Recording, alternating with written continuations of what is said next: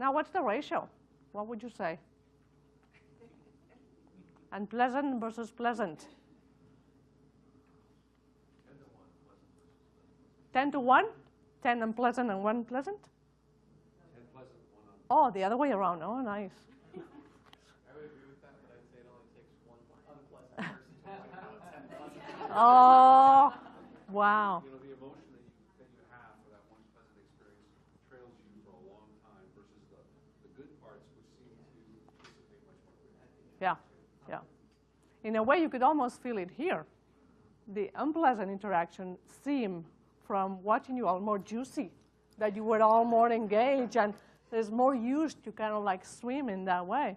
Was the pleasant, it was kind of more quiet. It's nice, but it's just interesting how we work sometimes.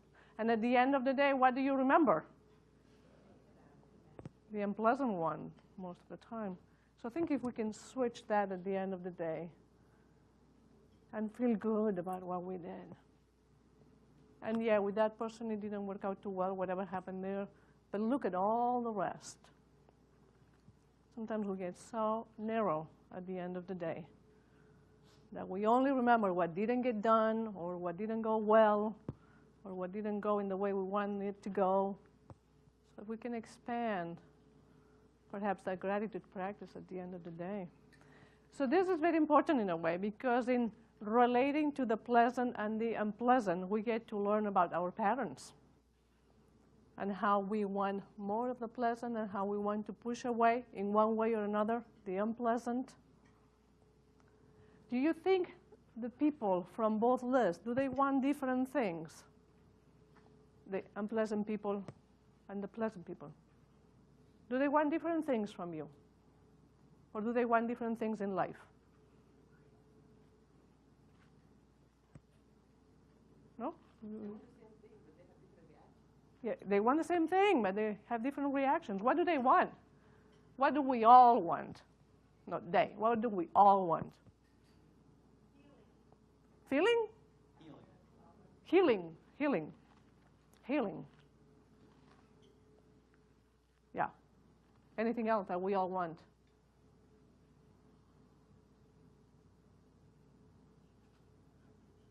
It's very related to the healing. We all want to be happy, right? To heal and be happy. So if we could remember that the difficult people want exactly the same thing than the other people, exactly the same thing that what we want, that what my colleague wants, I wonder how that would change in a way with remembering. Yeah, they go about in different ways, but deep down we all want the same. Yeah, I think there are times that's not true. You don't think it's true? So I'm the psychologist in the room, and I think there are people who I guess if you want to say they seek happiness by unhappiness, yeah, then you would be true. Yeah. But more at a Yeah. surface level. Uh-huh. There are people who are not seeking happiness. They are seeking to perpetuate problems. Yeah. You know, you might call these people with personality disorders or such, but I don't always think people have what collectively we would think are seeking happiness and calm Yeah. and peace. Yeah. I often see that that's not consistent. Mm-hmm. I would say that maybe deep down there is that desire, but there is this pervasive attachment to our misery sometimes.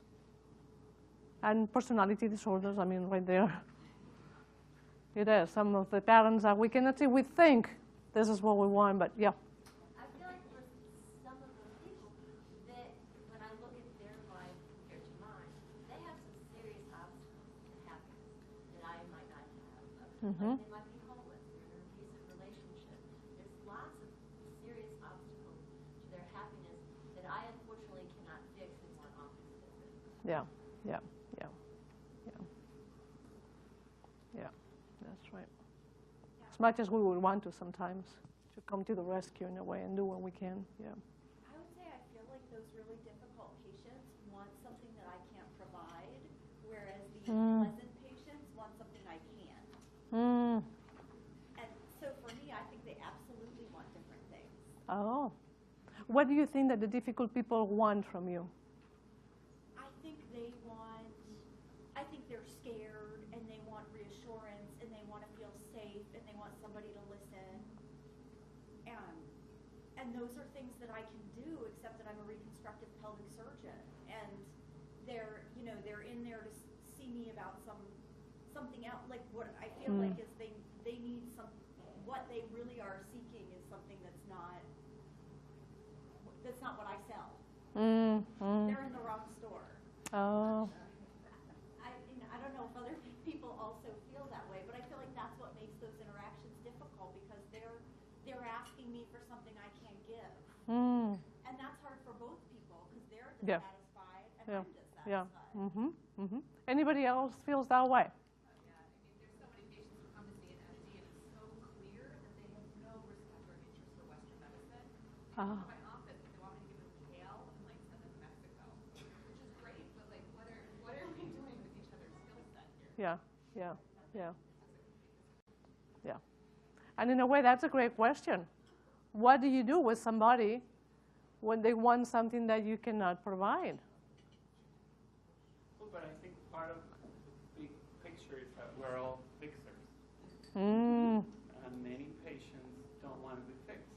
So we are fighting for 45 minutes to try to tell you how I can fix your problem, and you're fighting 45 minutes to tell me I don't want to be fixed. And then in the end, she just leaves, and I feel like I didn't fix anything, and she feels like this guy's trying to get me to do all of this that I don't want to do. And he's not listening. Yes. Like if you come to me because you really have a problem, I can help you with that. But more than what we think, many patients don't want their babies to be fixed. They just want to sit there and for us to listen and say, and that's very hard because we are fixers. I'm tempted to go with that one, but there was somebody there who wants to say something too.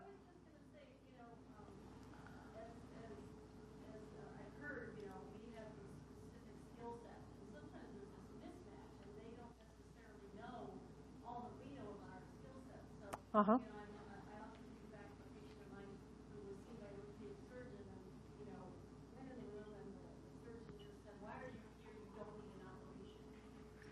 But the patient didn't know that. And really, it could have taken like 5 minutes instead of 1 minute to listen to the story and say, I don't think an operation will help you, and redirect that person. I think that sometimes it is about finding out what they're asking for. Is it a match? And redirecting them or reassuring them. And sometimes they just need the information. Yeah. The assurance. And sometimes it's hard. What do they really need? Exactly. And sometimes I ask them because I can't figure it out. But they may not know. In a way, that's the whole discernment of wanting versus needing. They want this, but they really need something else. Super frustrating as people on their schedule that they don't quite need Yeah. Yeah, I can understand that. Yep.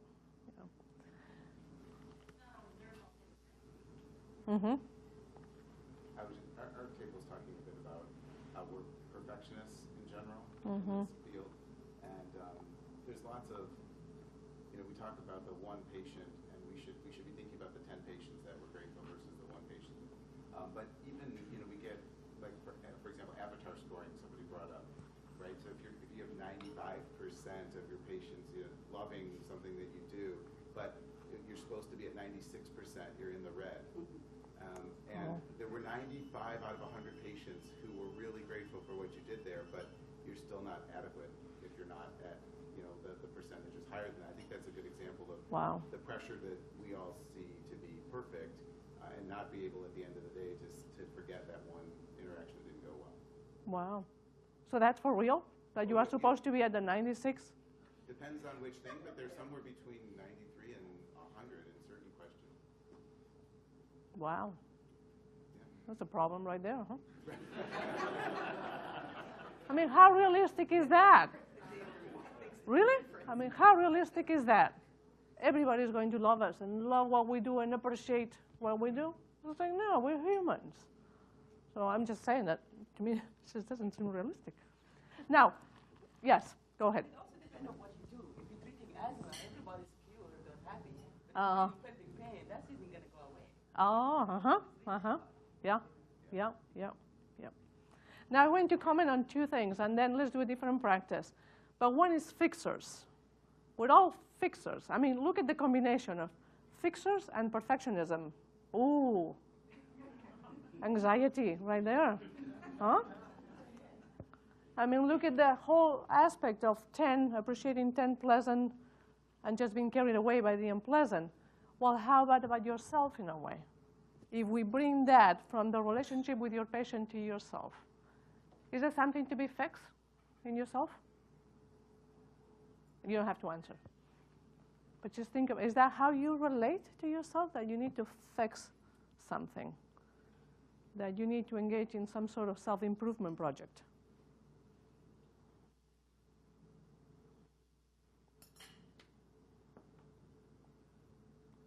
Out of the 10 positive traits that you have, do you get to appreciate those 10, or you focus on the one?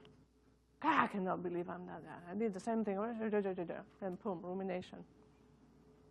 Sometimes we do the same thing that we do with other people. We do it within. So that's where this perspective, in a way. Is there a way to be more compassionate, to be more appreciative of the whole of who you are? Yes, with your habits, with your parents, with your desires, with the good that you do in this world, the whole of it.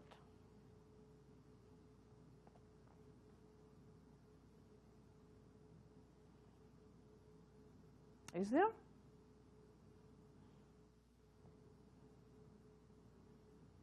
I wonder what you're thinking right now. Like, no.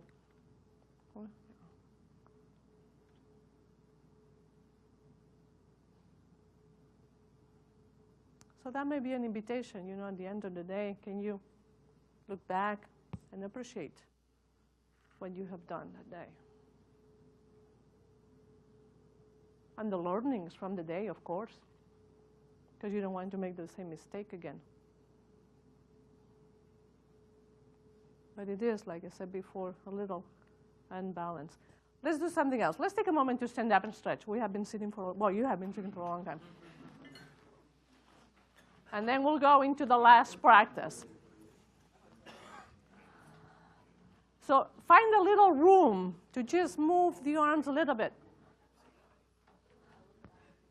And if you, I will invite you to do a few stretch, but if you want to do your own, you can go ahead.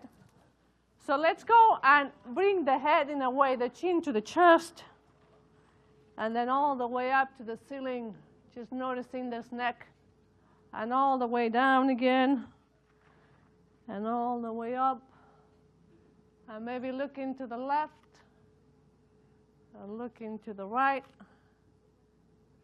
And just some gentle head rotations right here. Some of you are already doing it. You can let yourself close the eyes and just be gentle, feeling the neck from the inside, going the other direction.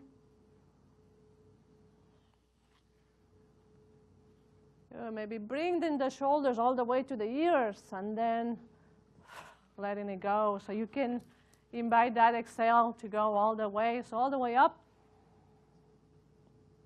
and down. Maybe we can make circles with the shoulders. Like a little self-massage here, going the other way. Good, and now finding a little space so that you don't hit anything or anybody, and just swinging the arms side to side. And this is a simple, great movement to just notice if you want to control the movement or if you can just let it flow freely.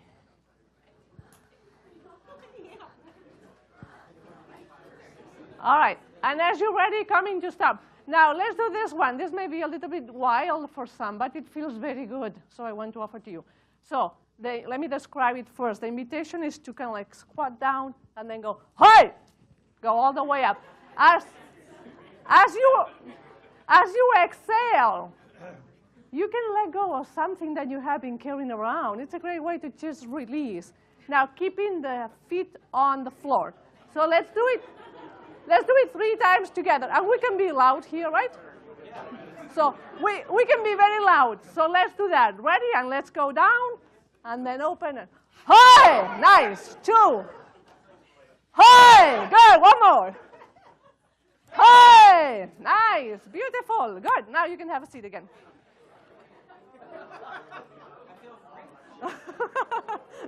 Great.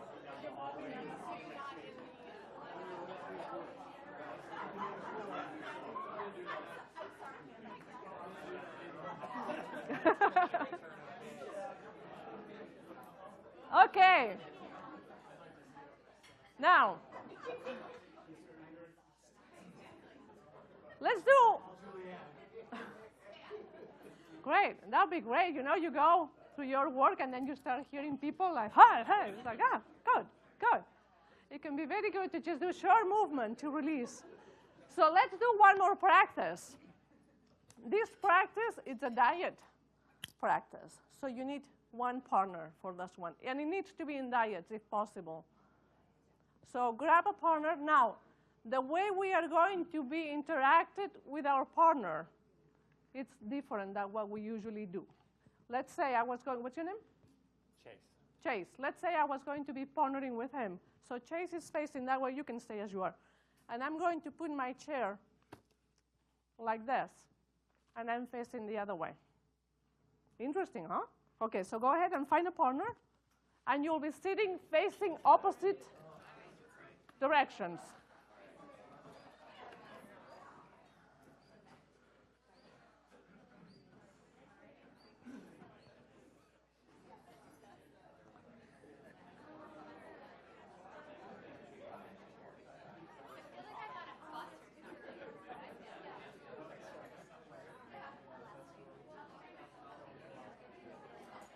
Okay, so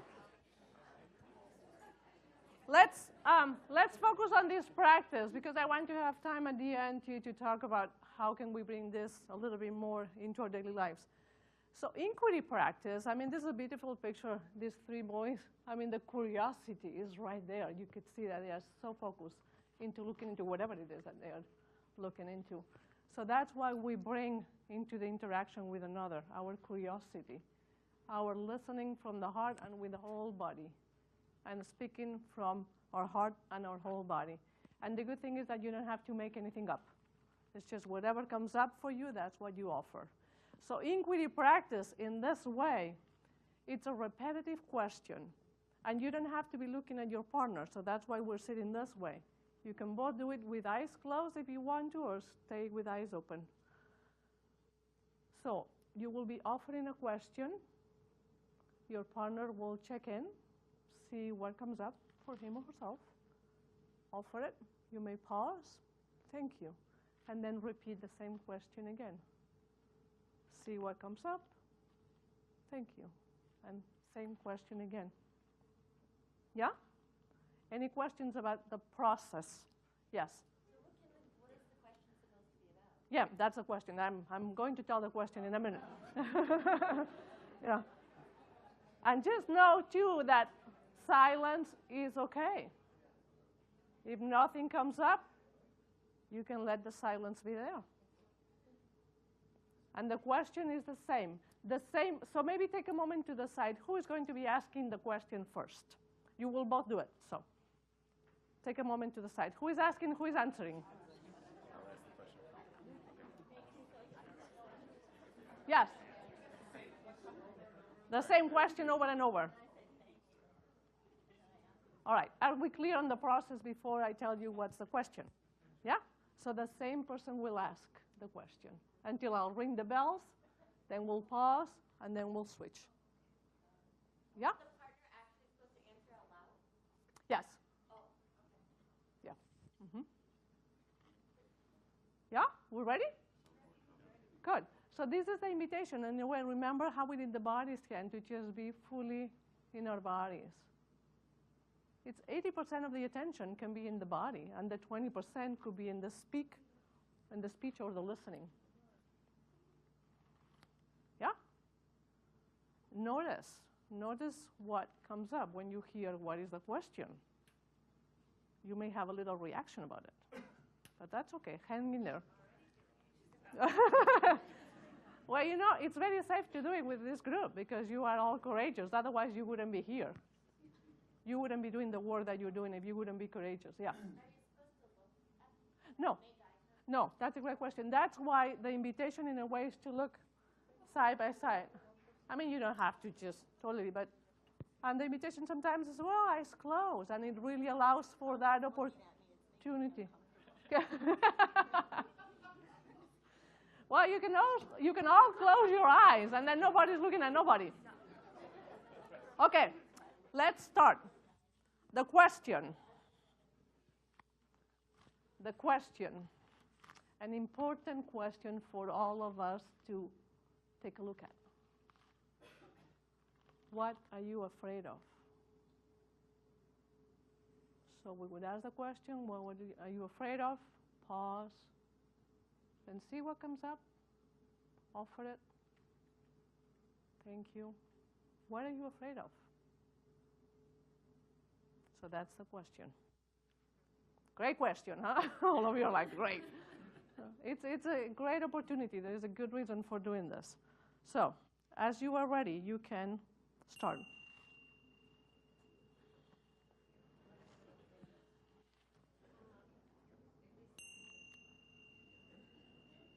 So taking a moment here to close the eyes if you didn't have closed, and just check in. And noticing, how did it feel? To just put out there your fears, pretty intimate sharing with somebody that maybe you don't know pretty well. So how did it feel? What do you notice now? Just naming your fears, or just listening to your partner naming his or her fears.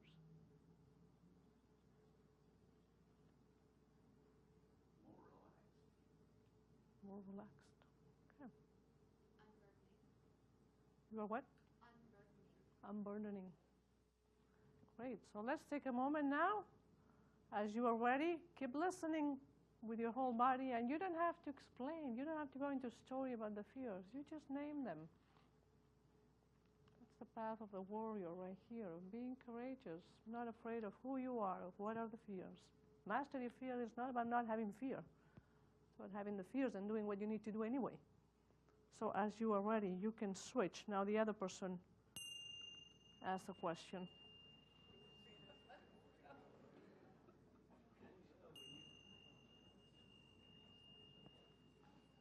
So taking a moment here again to pause, to maybe just let yourself close the eyes. And you can just finish wherever you are, just dropping that practice. And now checking in and see, what do you notice now when you share or when you listen to your partner? And you don't have to say anything, just checking in and see what you notice.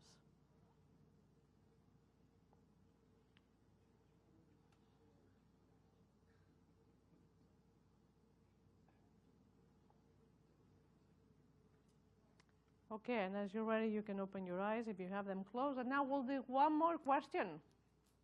One more question. And the question this time, so we'll switch again.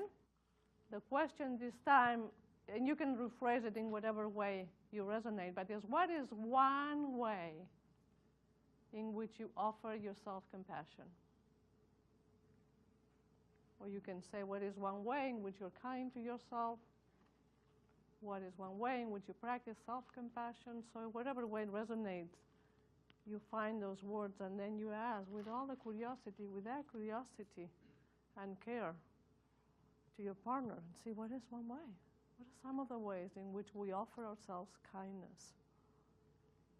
It doesn't have to be big ways, you know, small ways. So as you're ready, you can start now with that question.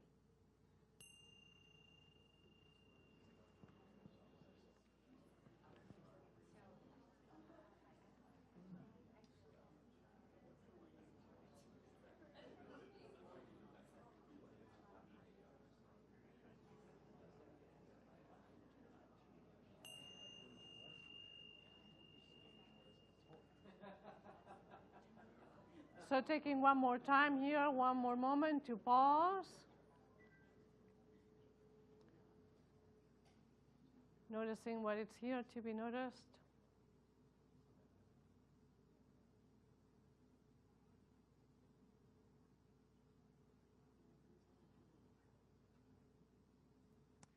Now we'll have an opportunity to check in with our partner. But what was that like? So it'll be short, because just a couple of minutes to, now you can turn to your partner, maybe thanking each other for this intimate sharing, and see what was that like.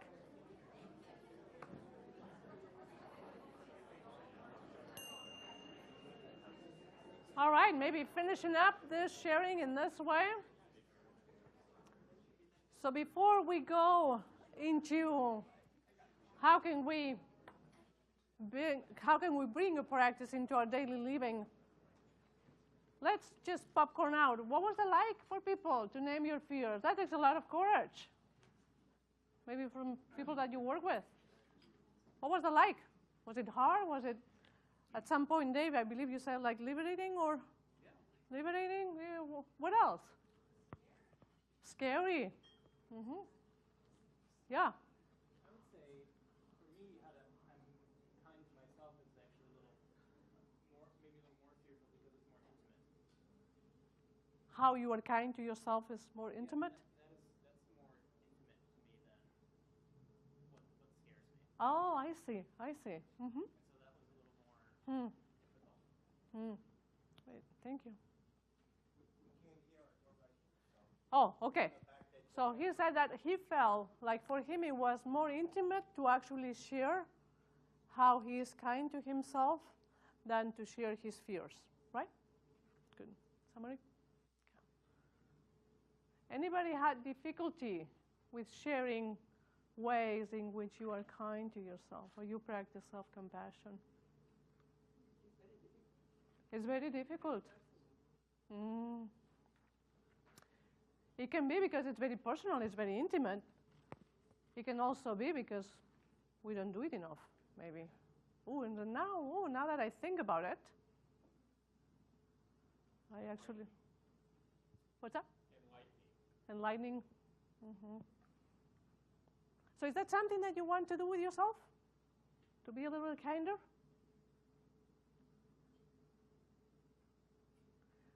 Another practice with this inquiry way, which I think, that would have been good to do too, but too much clearly. But what is one way in which you judge yourself?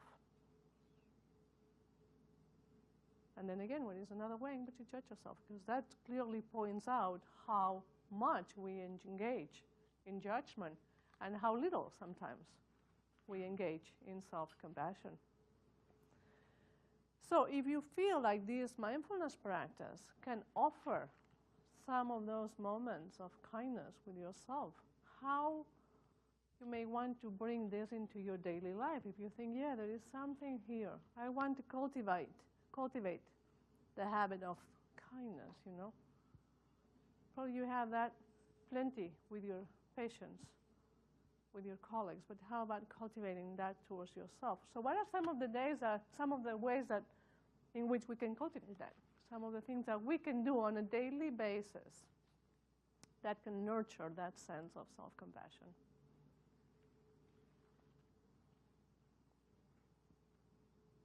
What are good ways to take care of yourself? We say that all the time, take care, take care, take care. Well, do we really do it? No. So what are some ways in which you can do that?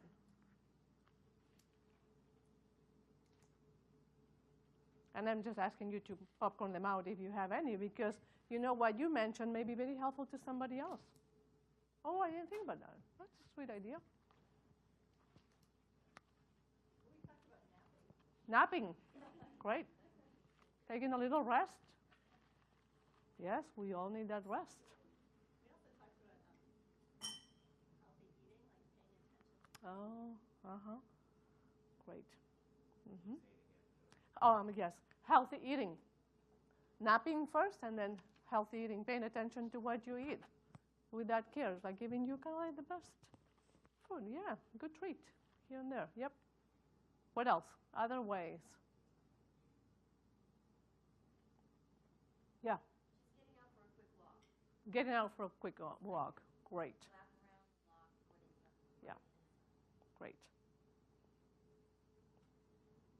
Great. Anything else? Other ideas? One of the things that I like to do, I as I drive down the same street every day I make myself look at the trees and I watch the progression all year long. This is actually, we're just past my favorite part, which is when the leaves are starting to rot. Oh. But it's my way of trying to extract peace and calmness from the environment.